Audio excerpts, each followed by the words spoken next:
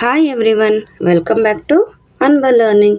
ಇವತ್ತಿನ ವಿಡಿಯೋದಲ್ಲಿ ನಾವು 8th ಸ್ಟ್ಯಾಂಡರ್ಡ್ಗೆ ಸಂಬಂಧಪಟ್ಟಂತಹ ಚಾಪ್ಟರ್ 28 ಬಿಸ್ನೆಸ್ ಸ್ಟಡೀಸ್ನ first chapter meaning and importance of business studies. ಅಂದರೆ ಈ ಲೆಸನ್ ನಾವು ಬಿಸ್ನೆಸ್ ಸ್ಟಡೀಸ್ ಅಂದರೆ ಏನು, ಅದರ ಮೀನಿಂಗ್ ಏನು ಮತ್ತು ಅದರ ಇಂಪಾರ್ಟೆನ್ಸ್ ಏನು ಅಂತ ತಿಳ್ಕೊಳ್ಳೋಣ.